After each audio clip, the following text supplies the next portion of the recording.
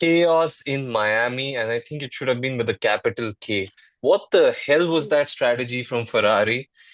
Akash, take it away. Uh, if I could find words, if I could use logic, if I could use just basic brains and common sense to explain Ferrari's strategy, I'm just lost. I'm just genuinely lost. Firstly, how does a team that has had such an incredible reputation in motorsport, it just not even let's take Ferrari away.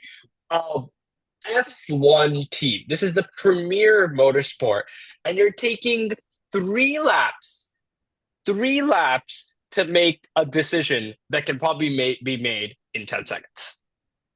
Mhm. Ridiculous, crazy. We don't know exactly what if anything had happened, if maybe Hamilton had the opportunity to go and if they switched the cars earlier, and then maybe he might have gone and chased down Antonelli. Who knows? But at least We'll never know. That's the issue. we're giving ourselves a chance.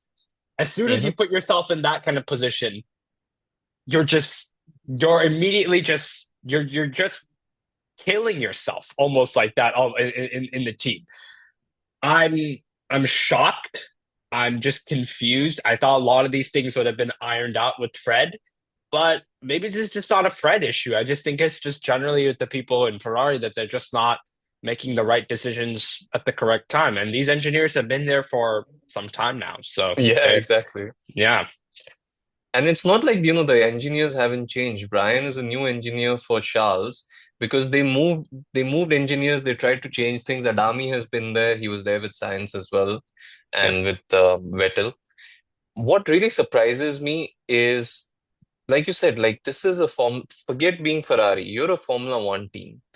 Tenth of a second can make all the difference in a championship, all right? yeah, And you're talking about 3 laps where one car is on medium tires, the other one is on hards. Logic dictates the car on mediums. If you're running together, let that car go in front because it can attack the cars ahead. You can gain some positions. He can even tug along the guy behind with DRS. hmm, And if not, at least you stop him from getting dirty air because the guy in hards will have to push even more and burn his tires up, which will exactly. need to last longer. And for some Ex reason, I think, see, we're focused on just the strategy issues. I just think the lasting stuff that's coming out of this now with Hamilton, especially, and even Leclerc is just really, really poor from for the whole kind of PR of Ferrari itself. Um, and I think we don't really say this quite often, but I think Hamilton was incredibly justified in making comments like that, absolutely, like in the radio. absolutely. 100%. This is ridiculous that it's taking so long for make decisions. Even Charles on the radio was feeling like, guys, like make a decision, like do something. Like you guys, like you can't be switching the cars now. Switch again. Oh, let's do something. Hamilton And saying, "Oh, Carlos is right behind. Carlos is right behind me. Should I let him pass now?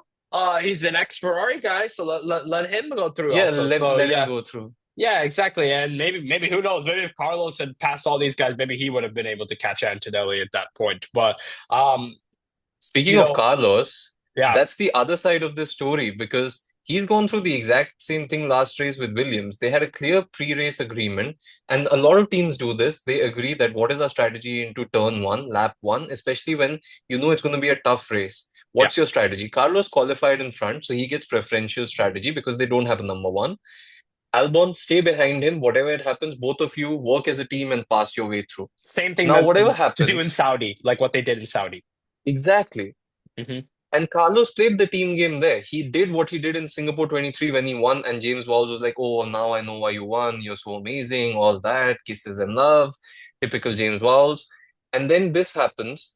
Albon saw a gap, he went for it. Yeah, that's racing, we understand that. But if there's been an agreement, you don't go for a gap where you know you're gonna end up hurting your teammate. Yeah, He collided with his teammate. It was a light touch, but if you've seen the Miami Grand Prix highlights, you'll see very light touches have led to big accidents like Alonso in the sprint. And long story short, it damaged Carlos's car from the start. front wings are really sensitive, Hmm. and it just affected his race so much. There was a point he was going to overtake George Russell even after that. But once the tires started to go, he had no more pace. George went up and finished third. Albon was able to come fifth. And this guy was struggling with seventh. He also got caught out with the Yeah. virtual safety car really badly with both Ferraris right behind him. Yeah. So unlucky. But I think it's just frustrating when you're looking at two teams who are supposed to be, they're the oldest teams in Formula One, aside from McLaren. Ferrari is the oldest, Williams is third. These two are heritage Formula One teams. They have Formula One in their DNA, and they're Yeah. making such kiddish decisions, to put it lightly, Yeah. where both of them know that they're taking points off the board by cannibalizing each other. With Yeah. both of the Ferraris fighting for seventh and eighth, they could have easily taken Antonelli. Even with all the drama, they were within 2 seconds of Antonelli by the end. You Hmm. let that go, that's another what? Both of them overtake him, that's an extra 3 to 5 points at least, or 4 to 6 points in a championship where you're behind Red Bull and you're fourth. Similarly, for Williams, you're fifth right now. You've already said you're not going to develop the car. You're focusing on 2026, which means this is your main opportunity to score points first half of the season. Yeah. Why are you cannibalizing each other? And Exactly. why And is there for no team strategy? exactly. And for a team like Williams, if they are really saying that they're going to be the top midfield team, that is that's game changing. That they could be starting to even, I mean, right now they're already competing with the top four teams, Oh, or they are. the traditional top four teams. Maybe there's an argument to make a case that they are a top four team now. But as soon as we're looking at something like 2026 and all the regulation changes, with the amount of money that they could make if they're coming in, Hmm. let's say P4 in the constructors championship, that is going to give them a huge leap because there's a sleeping giant, I think, in Aston Martin with Adrian Newey and the car and they're designing there, and for everything that they're putting in all the resources into 2026. There's a sleeping giant there. We don't know what Alpine is also going to do with someone like True. Flavio. There's a lot of uncertainty right now with the midfield. Haas have had a lot of potential this year, and I think that for a team like Williams, they can't be messing up these things because if anything, having this no number one driver is a good strategy for a midfield team. But they have to make sure that they're working together and seeing how that whoever's going to get the preferential strategy, there's not too much of I don't know, of an ego complex that's really going to Right. come into that. And look, I think from you were mentioning that how science was about going and pretty close to maybe passing someone like Russell. I think that would have been a tall order, just knowing how Russell manages his tires True. and just regardless. But at least that would have put him in a little bit a better situation. And that VSC was just I think that just killed the race for Carlos itself. It was he just knew as soon as that VSC happened and he had the two prancing HP horses, cars. the two HP H cars oh powered by yeah, Ferrari. yeah, the two printers right behind them. Then they can he's screwed. He's just screwed. So I I don't know. I think this whole thing concept that you brought up with the legacy teams is just something that maybe because of they have almost too many like kind of True. experience in it that there's like it's creating way too much pressure where you like look at a team like I don't know, like let's say like Red Bull, for example, Hmm. they are still able to maximize. Someone like Verstappen is able to just deliver performances out of nowhere when they have the fifth fastest car. So yeah. And I think it brings up an interesting point, which is also contradictory to kind of Red Bull, but it's interesting to see that these two teams, which are historic, they have this rooted culture of like, having a number one driver. That's why if you look at it in the sprint, Hamilton came third because of a good strategy call from Ferrari. Why? Because he was the only Ferrari driver on the grid. Yeah. Charles didn't even make it to the grid. He I crashed. don't want to say And anything, but I think it was more of a good strategy from Hamilton to come in. But okay, fine, fine. fair They enough. they they accept it. They Agreed. accept it. Okay, okay, they But accept the it. Fine. fact is, yeah, it's not like when science was there, he goes into the pit lane, they're like, sorry, we're not ready, stay out. And that's Yeah. my issue. I think both of these teams, with Williams having the kind of number two drivers they have historically, the meme Mhm. materials, and Ferrari, both of them now have a senior driver coming in with a young upstart, both of them with better credentials than the current guy in the team who's become like the prodigal son.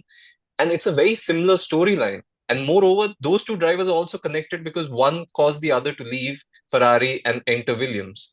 Yeah, So now you have these two guys trying to adjust into a new team, both of them big for the brand they're in right now, both of them trying to revitalize these teams. And for some reason, those teams are just still approaching it as a one horse race to say, they don't really know how to manage two good drivers together. And yeah, Ferrari kind of did with science, but also they sacrifice science a lot, which is where my point comes in for Carlos. For someone like him, after the race, to say, I've lost trust in everything right now, or rather, I'm just losing confidence in everything. yeah, That is not something a guy like Carlos, who's been through Ferrari, would just say so easily. And you do exactly. not want that. And it's kind of, I think Carlos has just been dealt a really poor hand in his career in F1 when you think about it, because no team truly has believed in him as a driver.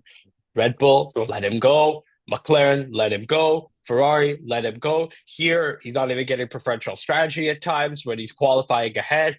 It's just that there doesn't feel like there's ever been a home for Carlos. Maybe yeah. we thought that was going to be with Ferrari at one point, but I mean that ship is long sailed already. So it's not just disappointing where you have a guy that can be your number one driver and Yeah, actually. you're not giving him a strategy. So I think I'll wrap it up there, guys. It's just a weekend of misery, I think, for both teams, and they need to do something. And I think it's just I I don't know. They have to just improve in communication in general of how Otherwise, they're yeah. all they're gonna see, right, is that last lap slow crash, not even a crash. It was like a, I don't know what to call it, but Sainz goes into the side of Hamilton trying to overtake him on the last corner, and both They of didn't them were care. just like, "Do Yeah. you just want to go? You want to go? I Yeah. don't care. At this I'm not here to fight for P9." exactly. It's and they shouldn't, especially for Ferrari, they shouldn't be fighting for a P9 or anything like that. I think Williams will take a P9, but it's fascinating to see. I think both James and Fred they've got a ton of work. They've got a ton of work to do, Hmm. and I think both one team is on the opportunity of doing something remarkable in the midfield, and one team is trying to salvage, and that's just the And reality. they have two very good assets. Guys, the reason I say assets, you're gonna find out in our next episode. Yeah. But stay tuned, and we'll see you again soon. All Bye. right. Thanks, guys. See ya.